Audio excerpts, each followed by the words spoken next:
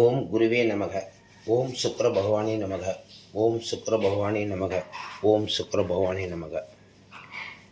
இது திருமணம் எப்பொழுது நடக்கும்னு கேட்டிருக்காங்க. பாகம் 17. அனைவருக்கும் வணக்கம். பாகம் 17 21/4/1991 இரவு 8:10 பிறந்திருக்காரு. பூச நட்சத்திரம் 2ஆம் பாதம், கடகராசி, விருச்சிக லக்னம். இது 33 வயசு அப்படின்னு எப்படி கால்குலேஷன் பண்ணுறதுக்கு இந்த இடத்துல போட்டிருக்கோம். நேற்று என்கிட்ட ஜாதகம் வந்துச்சு. நம்ம 16ஆம் நம்பர் வீடியோ, 16ஆம் பாக வீடியோவை பார்த்துட்டு எனக்கு ஃபோன் பண்ணி, என் பையனுக்கு வந்து கிட்டத்தட்ட 8 வருஷமாக பார்த்துக்கிட்டு இருக்கோம், 26 வயசுலேருந்து 7 வருஷமாக பார்த்துக்கிட்டு இருக்கோம், பரிகாரம்லாம் சொன்னாங்க, செஞ்சோம், ஆனால் திருமணம் நடக்கலை, அதுக்கு காரணம் என்னென்னு உங்கள் வீடியோ பார்த்து சிலது புரிஞ்சு சிலது புரியலை, இருந்தாலும் நீங்கள் செஞ்சு கொடுப்பீங்க நம்பிக்கை இருக்குது அப்படிங்கிறத ஒரு விஷயமாக சொல்லி நம்மகிட்ட ஃபோன் பண்ணி வாட்ஸ்அப்பில் அனுப்பியிருந்தாங்க. நம்ம ஃபோன் பண்ணி கேட்டிருந்தோம். கேட்கும்பொழுது அவர்கள் ஜாதகத்தை அனுப்பினாங்க. ஓகேங்களா? சரி, நேற்று தேதி பாருங்கள், 2024 ஜனவரி மாதம் 8ஆம் தேதி இருக்குங்களா? இவர் பிறந்த தேதி 1991 4வது மாதம் 21ஆம் தேதி. இப்போ இதை வந்து கழிச்சிங்கன்னா உங்களுக்கு வயசு கண்டுபிடிச்சிடலாம். இதுதான் மெத்தேடு. ஜோதிடர்கள் இப்படி தான் மெத்தேடில் கழிக்கணும், இப்படி தான் பார்க்கணும். 8ஆம் தேதி நேற்று தேதிக்கு 21 கழிச்சிங்கன்னா கழியாது. அதனால் இங்கேருந்து ஒன்று கடன் வாங்குவோம். இங்கே கடன் வாங்கணும்னா இதனுடைய அமைப்பு என்னன்னு கேட்டிங்கன்னா, இது வந்து நாள், மாதம், வருடம், அது மைண்டில் இதில் ஞாபகம் வச்சுக்கணும். இங்கேருந்து ஒன்று கடன் வாங்கணும்னா 30 நாள் இங்கே கடன் வாங்கணும்னு அர்த்தம். 30 நாள் கடன் வாங்கினா இங்கே 38 ஆகும். 21 17. இப்போ இங்கே 0 இருக்கா? ரைட். அப்போ இங்கேருந்து ஒரு கடன் வாங்குகிறோம். இங்கே ஒரு வருடத்துக்கு கடன் வாங்கும்போது 12 மாதமாக மாறிக்கிறது. இங்கே 4 மாதம் 8 போடணும். இது பரவாயில்லை, நம்ம பார்த்துக்கலாம். இங்கே 3 இருக்குது. 2023 மாறிடும், வருஷத்தில் ஒன்று கடன் கொடுத்ததுனால. அப்போ இங்கே 2023 91 போச்சுன்னா 32. அப்போ 32 வயது 9ன்றது இங்கே ஒன்று வித்தியாசம் இருந்ததுனால 8 மாதம் 17 நாள் இப்போ நடக்கிற வயசு. அப்போ 33 வயசுன்னு போட்டிருக்கோம். ஓகேங்களா? சரி, இதில் எவ்வளோ கொஸ்டின்ஸ் இருக்குதுன்னு பார்த்தீங்கன்னா, அவங்களுக்கு திருமணம் நடக்கலைன்றது கேட்டிருக்காங்க. அவங்க கேட்காத கேள்வி வந்து காதல் திருமணமானு கேட்டிருக்கு. நான் சொல்கிறேன், காதல் திருமணமான்ட்டு 27 நட்சத்திரம் என்று ஏன் தடை செய்கிறது? மனைவியாக யார் வருவார்? அதுக்கு முன்னாடி கிளைமேக்ஸ், இந்த ஜாதகத்தை ஜோதிடராக இருந்தால், ஜோதிடம் ஓரளவுக்கு தெரிஞ்சவங்க நல்லா திரும்ப ஒரு 100 முறை பாருங்கள். 100 முறை பார்த்தீங்கன்னா உங்களுக்கு இதில் உள்ள ரகசியம் தெரியும். ஒரு தடவை பார்த்தா யாருக்குமே தெரியாது. ஒரு தடவை பார்த்துட்டு பார்த்தீங்கன்னா திரும்ப ஆகா ஆகா அப்படின்னு தான் இருக்கும். என்ன காரணம் அப்படின்னு கேட்டிங்கன்னா, இந்த பகுதியில் நம்ம சில விஷயங்கள் எழுதியிருக்கோம்.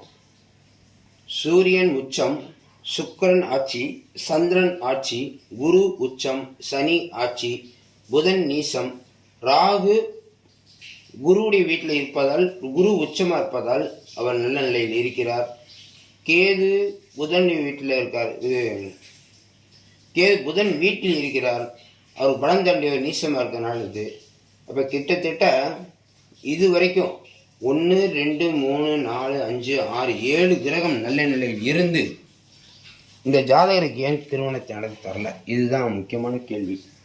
நான் சொல்கிறது உண்மையா இல்லையான்னு ஒரு ஜோதிடர் கூட நீங்கள் கேட்கலாம். அந்த ஜோதிடர் கூட இப்படி ஒரு அருமையான ஜாதகம் அப்படின்னு தான் சொல்லுவார். சூரியன் இந்த இடத்துல இருந்தாலும் உச்ச நிலை அப்படின்னா நல்ல நிலையில் இருக்காருன்னு அர்த்தம். சுக்கிரன் ஆட்சி பெற்ற நிலை, சந்திரன் ஆட்சி பெற்ற நிலை, குரு உச்சம் பெற்ற நிலை, சனி ஆட்சி பெற்ற நிலை, புதன் நீச நிலை, இவ்வளவு கிரகங்கள் இருந்து ஏன் திருமணம் நடத்தி தரல? இதுதான் ஆத்மா ஜீவா சரீரா முறையில் திருமணம் பார்த்து, திருமணம் எப்பொழுது நடக்கும், ஜாதகத்தை பார்த்து திருமணம் எப்பொழுது நடக்கும் பார்க்குற முறைதான் ஆத்மா ஜீவா சரீரா அப்படிங்கிற விஷயம். இப்போ நம்ம என்னென்ன பார்த்துருக்கோம்? திருமணம் எப்பொழுது நடக்குன்றதுக்கு போயிட்டுருக்கோம். அவருக்கு வயது 33 வயதான்றதை கண்டுபிடிக்கிற ஒரு ரூல்ஸ் பார்த்துருக்கோம். கிரகங்கள் என்ன நிலையில் இருக்குன்னு பார்த்துட்டோம். இப்போ ஒவ்வொரு கிரகத்துக்கும் 3 நட்சத்திரம் உங்களுக்கு ஒவ்வொரு பதிவும் சொல்லிக்கிட்டு இருக்கேன். அந்த பதிவு இந்த சொல்கிறேன். இந்த ஜாதகத்தில் சூரியன் இங்கே இருந்து இந்த இடத்தில் இருந்தால் இது வந்து மேசராசின்னு எல்லாருக்கும் தெரியும். ஆனால் இது என்ன நட்சத்திரம்னா அவங்களுக்கு சொல்ல தெரியாது. ஒரு ஜோதிடர்ன்றது அனுபவபூர்வமாக நல்லா படிச்சிருந்தா மட்டும் தான் இது என்ன நட்சத்திரம்னு சொல்ல தெரியும். இது வந்து அஸ்வின் நட்சத்திரத்தில் 3ஆம் பாதத்தில் இருக்கிறார். அஸ்வின் நட்சத்திரத்தின் அதிபதி வந்து கேது, அதனால சூரியன் பக்கத்தில் கேது போட்டிருக்கோம். சந்திரன் எடுப்போம். அடுத்து சந்திரன் இந்த இடத்துல கடகராசியில் இருக்காரு. அவர் நின்ற நட்சத்திரம் பூச நட்சத்திரம் 2ஆம் பாதத்தில் இருக்கிறார். இங்கே இருந்தால் சந்திரன், இங்கே இருந்தால் பூச நட்சத்திரம் 2ஆம் பாதம். அதன் அதிபதி சனி. அப்போ சனி வந்து சந்திரன் பக்கத்தில் போட்டிருக்கோம். செவ்வாய் வந்து இங்கே இருக்கார். இது வந்து திருவாதிரை ஏரியா, ராகுடைய நட்சத்திரம். திருவாதிரை 3ஆம் பாதத்தில் இருக்கார். அதன் அதிபதி ராகு. செவ்வாய் பதில் ராகுவை போட்டிருக்கோம். இது எல்லாமே நான் சொல்கிற மெத்தேடு பார்த்தீங்கன்னா நான் பொய்யே பேசலை. ஏதோ ஒன்று ரெண்டு பேச்சு வழக்கில் வேணால் மாற்றம் வரலாம். அது நீங்கள் வந்து கருத்துக்களில் சொன்னீங்கன்னா நான் இப்போ திருத்திக்கிறேன். அது இப்போ பேசிக்கிட்டே இருக்கும்போது வேறு டாபிக் மாறும்போது மாறும், அவ்வளோதான் விஷயம், வேறு ஒன்றும் இல்லை. செவ்வாய் இங்கே இருப்பதால், இந்த இடத்தில் இருப்பதால் திருவாதிரை 3ஆம் பாதம். அடுத்து புதன் இருப்போம். புதன் இங்கே இருந்து இந்த இடத்துல இருந்தால் ரேவதி 3ஆம் பாதம். ரேவதி 3ஆம் பாதம். ஓகேங்களா? சரி. அதுக்கடுத்து குரு. குரு இந்த இடத்துல இருந்து இங்கே இருந்தால் பூசம் 3ஆம் பாதம். அதன் அதிபதி சனி. குரு பக்கத்தில் சனி போட்டிருக்கோம். ரேவதீஸ்வர புதன் இருந்தனால அதுக்கு அதிபதி புதன் சுயசாரம் பெற்றுக்கொண்டார் அப்படின்னு சொன்னால் அதன் வீட்டின் அதிபதி, இந்த வீட்டின் அதிபதி குரு தான் வேலை செய்வார். அதனால் புதன் பக்கத்தில் குரு போட்டு சனி போட்டிருக்கோம். சனி எப்படி போட்டுன்றதுக்கு அடுத்த விளக்கத்தில் சொல்கிறேன் நான். இப்போ இந்த பக்கம் முதல்ல இது மட்டும் பார்த்துருவோம், அப்புறம் அடுத்து பார்த்துருவோம். இப்போ குருவை பார்த்துட்டோம். சுக்கிரன் எடுப்போம். சுக்கிரன் வந்து இந்த இடத்துல இங்கே இருந்தால் ரோகிணி நட்சத்திரம், ரிஷப ராசி, ரோகிணி நட்சத்திரம். ராசி வந்து ரிஷபம், நட்சத்திரம் எதுன்னு கேட்டிங்கன்னா அதை கண்டுபிடிக்கிறது கிரகப்பாத சார்ந்து தான் கண்டுபிடிக்க முடியும் சில ஜோதிடர் சொல்லுவாங்க. இது நம்ம சுருக்கமாக சொல்கிறதுக்காக இந்த மாதிரி போட்டிருக்கோம். இது ரோகிணி நட்சத்திரம் 2ஆம் பாதம். அது அதிபதி சந்திரன். சுக்கிரன் பக்கத்தில் சந்திரனை போட்டிருக்கோம். சனி வந்து திருவோண நட்சத்திரத்தில் இருக்கார். இந்த இடத்துல இருந்து இங்கே இருந்தால் திருவோண நட்சத்திரம் 1ஆம் பாதம். அதன் அதிபதி சந்திரன், அதை போட்டிருக்கோம். ராகு இந்த இடத்துல இருந்து இங்கே இருந்தால் சூரியனுடைய நட்சத்திரமான உத்திராட நட்சத்திரம் 1ஆம் பாதத்தில் இருக்கார். அதன் அதிபதி சூரியன், அதனால் ராகு பக்கத்தில் சூரியனை போட்டிருக்கோம். கேது இங்கேருந்து இந்த இடத்துல இருக்கிறார். அப்போனா இது வந்து புனப்பூசம் 3ஆம் பாதம். அதன் அதிபதி குரு. அப்போ குரு பக்கத்தில் போட்டிருக்கோம். ஓகேங்களா? இப்போ இது வந்து கிரகங்கள், அது நின்ற நட்சத்திரத்தின் அதிபதிகள். இப்போ இந்த அதிபதிகள் வந்து ஜீவாவாக வருவார்கள். இப்போ இந்த கிரகத்துக்கு ஆத்மான்னு சொன்னோம்னா அது நின்ற நட்சத்திரங்கள் அனைத்துமே ஜீவாவாக வரும். இப்போ சூரியன் பதில் கேது போட்டுக்கொண்டதுக்கு எப்படி போட்டோம்னு சொல்லிட்டோம். இப்போ இந்த கேது என்ன சொல்லியிருக்காருன்னா குரு. இந்த குரு தூக்கி இங்கே வச்சாச்சு. சந்திரன் பக்கத்தில் இது சரியாக மாறிடும். சந்திரன் பக்கத்தில் சனி போட்டிருக்கோம். இந்த சனி பக்கத்தில் என்ன கிரகம் இருக்குன்னா சந்திரன். சந்திரன் வந்துருச்சு. செவ்வாய்க்கு அடுத்து பக்கத்தில் ராகு போட்டிருக்கோம். ராகு பக்கத்தில் என்ன இருக்குது? சூரியன். இங்கே சூரியன் வந்துருச்சா? புதன் சுயசாரம் பெற்றுக்கொண்டார்ந்து அது விளக்கம் அப்பயும் தர சொல்லிட்டேன், திரும்ப அதை சொல்கிறேன். அதன் வீட்டின் பிரதிநிதி புதன். புதன் என்ற வீட்டு அதிபதி குரு. அதனால் அவர் தான் வேலை செய்வார். அப்போ புதன் குரு. குரு பக்கத்தில் யார் இருக்காங்க? சனி. அப்படி வந்துச்சா? குரு பக்கத்தில் சனி. குருன்ற நட்சத்திரம் சனி. சனின்ற நட்சத்திரம் சந்திரன். சனி என்ற சந்திரன், அங்கே சந்திரன் வந்துடுவார். சுக்கிரன் என்ற சந்திரனுடைய நட்சத்திரம். சந்திரன் பக்கத்தில் சனி இருக்கார், சனி வந்துடுவார். ராகு பக்கத்தில் ராகு பக்கத்தில் சூரியன் இருக்கார். அப்போ சூரியன் யாருடைய நட்சத்திரத்தில் இருக்கார்? கேது வந்துச்சா? கேது வந்து குருடைய நட்சத்திரத்தில் இருக்கார். குரு வந்து யாருடைய நட்சத்திரத்தில் இருக்கார்? சனி வந்துச்சா? இதுதான் ஆத்மா ஜீவா சரீரா. இதுதான் கிரகங்கள் ஒரு கிரகத்தை இன்னொரு கிரகத்தை எப்படி தொட்டு இருக்கிறது அப்படிங்கிறது இந்த விதி. இப்போ இன்னும் விஷயம் பார்ப்போம். இப்போ இந்த இடத்துல பார்த்தோம்ல ஆட்சி உச்சம் பார்த்தோம்ல, நீசம் சொன்ன பார்த்தீங்களா? நீசம்னா புதனுடைய நட்சத்திரத்தில் யாராவது கிரகம் இருக்கான்னு பார்த்தீங்கன்னா எந்த கிரகமும் இல்லை. முதல்ல புதன் சுயசார்ந்தம் பெற்றுக்கிட்டார். அப்போ புதனுடைய நட்சத்திரம் எந்த கிரகம் இல்லை. அதனால இந்த நீச நிலைக்கு இந்த ஜாதகத்துக்கு பாதிப்பு இல்லை அப்படின்னு எடுத்துக்கலாம். அந்த பலன் பார்க்கும்போது பார்த்துக்கலாம். இது இந்த இடத்துல ஒரு இடத்துல ஆத்மா ஜீவா சரீராக்கு சொல்கிறோம்.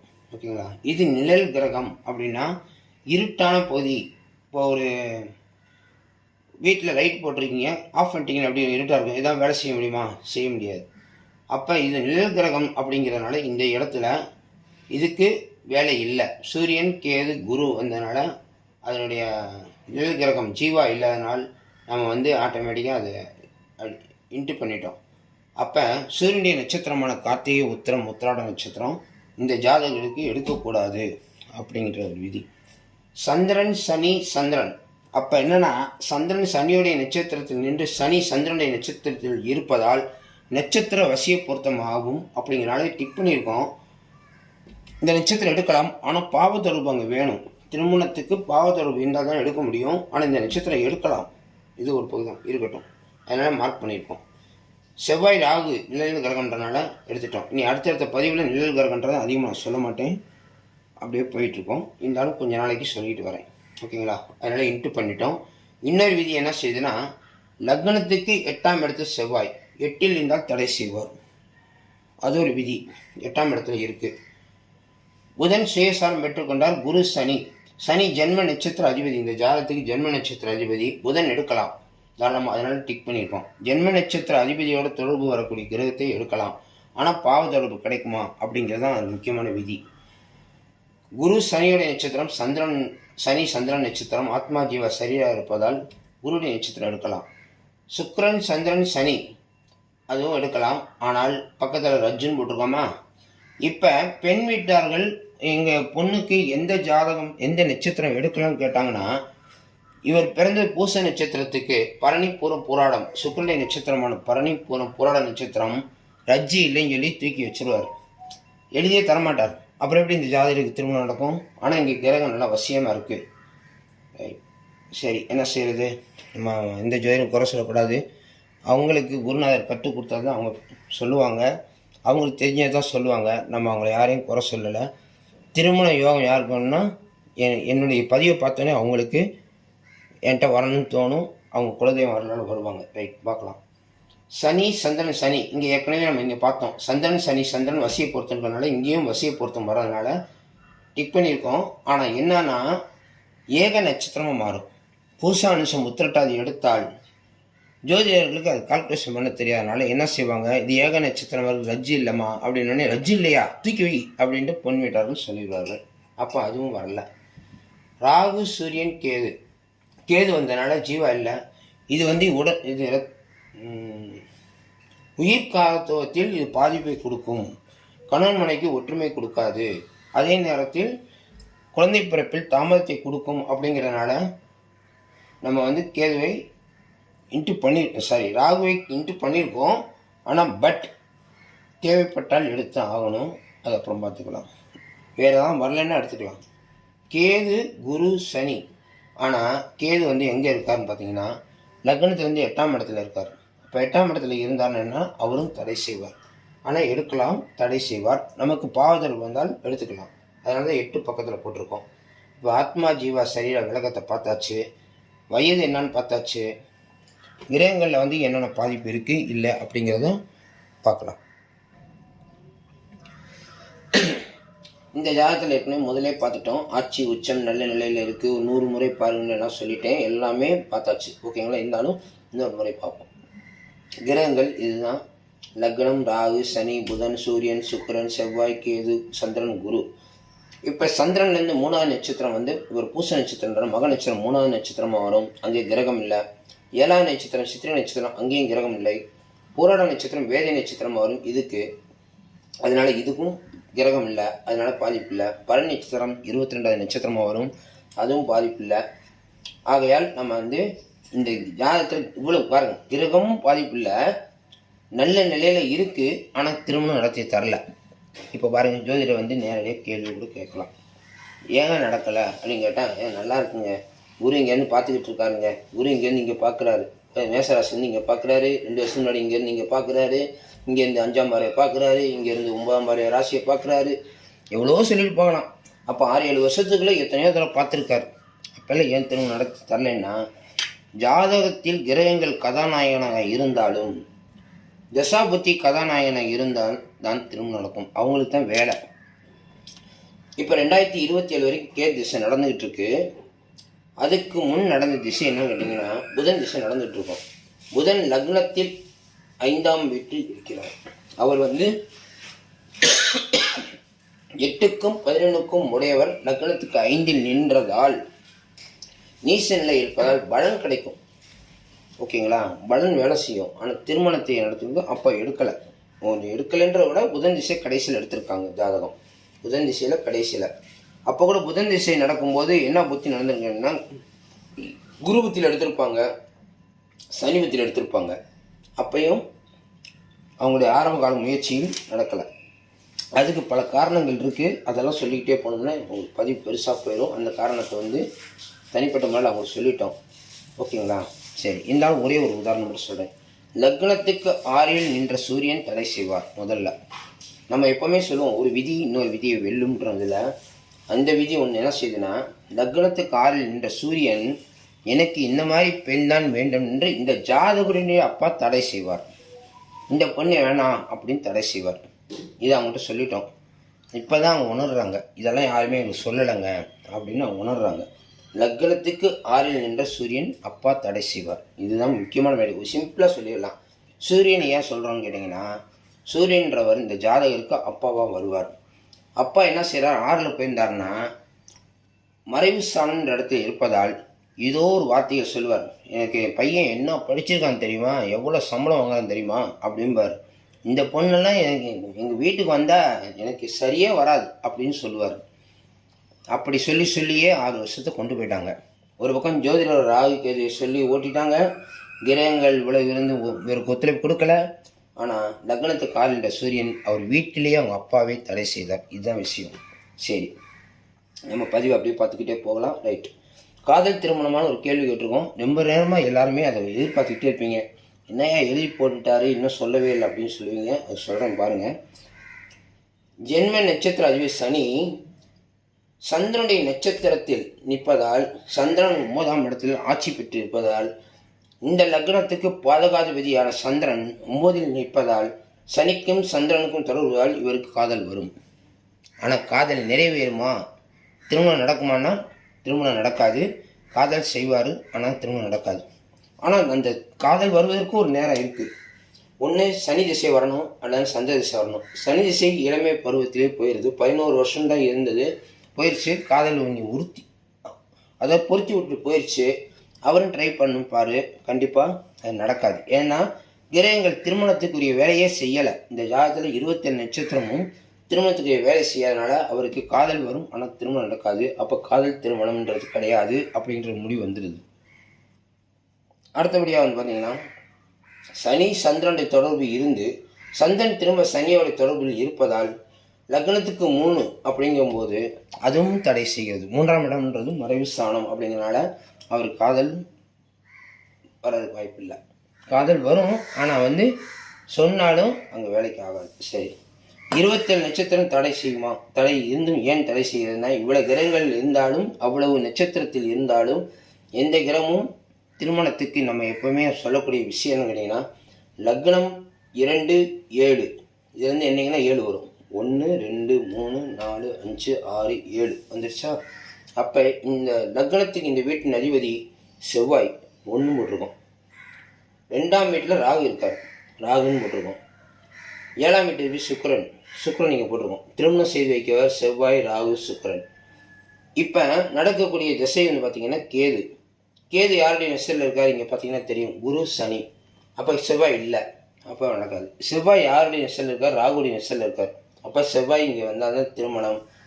அப்போ ஒரு முயற்சி பண்ணிக்கிட்டு தான் இருக்காங்க. செவ்வாய் இந்த இடத்தில் வரக்கூடிய காலகட்டத்தில் இவருக்கு கிடைக்கிறதுக்கு வாய்ப்புகள் நிறைய இருக்குது. ஒன்று.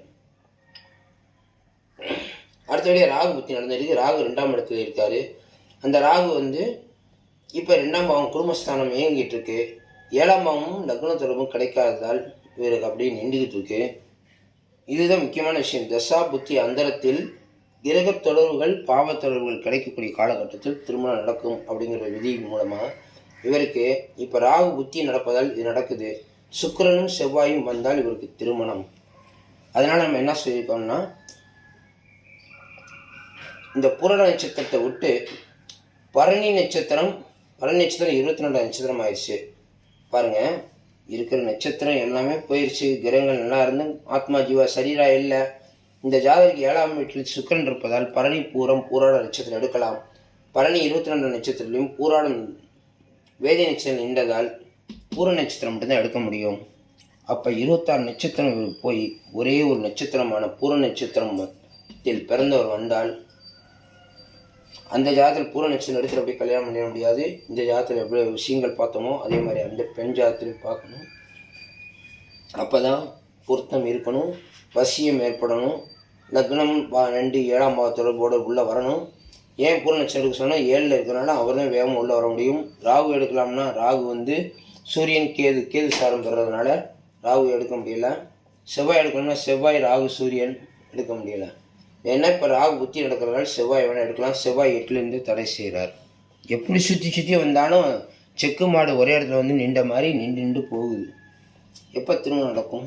அப்போ இங்கே சுக்கிரன்றவர் வந்தால், சுக்கிரன் இங்கே கோச்சாரத்தில் இங்கே வரும்போது கிரகம் இல்லைன்னா சொல்லலாம். இப்போ செவ்வாய் இங்கே மாறிட்டார். இப்போ தான் ஒரு 10 நாளைக்கு முன்னாடி மாறினார்.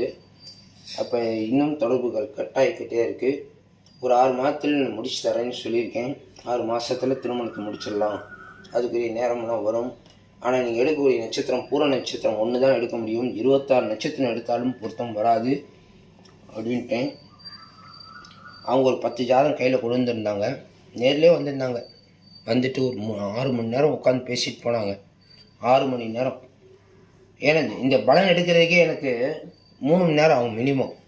ஜாதகத்தில் உள்ள கிரகங்களை வந்து இது ஆய்வு பண்ணி உங்களுக்கு 10 நிமிஷம் சொல்லியிருக்கேன். இந்த வீடியோ வந்து 20 நிமிஷம் சொல்லியிருக்கேன். இது சொன்னது பெரிய விஷயமே இல்லை. கணிக்கிறது தான் பெரிய விஷயம்.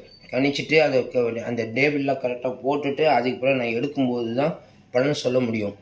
இதெல்லாம் ஜோதிட ரகசியங்கள். இது போல விஷயங்களை வந்து எந்த ஜோதிடரெல்லாம் பார்க்கலாம்னு பாருங்கள். ஈஸியாக சொல்லியிருப்பாங்க. ராசிக்கு 7ஆம் வீட்டில் குரு வந்தாலும் திருமணம் நடக்கும், ராசிக்கு 12 2ல் வந்தாலும் திருமணம் நடக்கும், ராசிக்கு வந்தாலும் திருமணம் நடக்கும், எல்லாம் சொல்லியிருப்பாங்க. ராகு கேதுக்கு பரிகாரம் பண்ணால் நடக்கும்னு சொல்லியிருப்பாங்க, செஞ்சுருக்காங்க.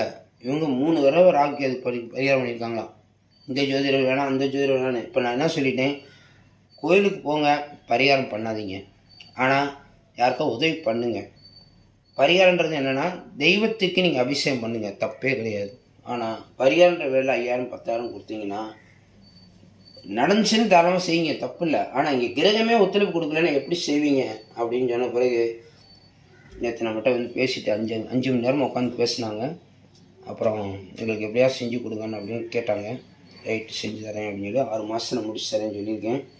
இந்த மாதிரி உங்கள் ஜாதகமும் பாதிக்கப்பட்டிருந்தாலும் திருமண பொருத்தம் பார்க்கணுன்னாலும் எனக்கு வாட்ஸ்அப் நம்பர், இந்த நம்பர் தான் வாட்ஸ்அப் நம்பர். இந்த நம்பருக்கு வாட்ஸ்அப் கொடுங்க. சும்மா மெசேஜ் மட்டும் போட்டால் நான் எடுக்க மாட்டேன், அதையும் பார்த்துக்கோங்க. இது போன்ற பதிவுகள் திரும்ப வேணும்னா உங்கள் கருத்துக்களை பரிமாறுங்க. ஒரு குடும்பம் நல்லா இருக்கணும்னா இதை சப்ஸ்கிரைப் பண்ணுங்கள், ஷேர் பண்ணுங்கள், லைக் பண்ணுங்கள். மீண்டும் ஒரு பதிவை அடுத்த பதிவில் சந்திக்கலாம். உங்கள் பாண்டிச்சேரி ஜோதிடர் முருகன்.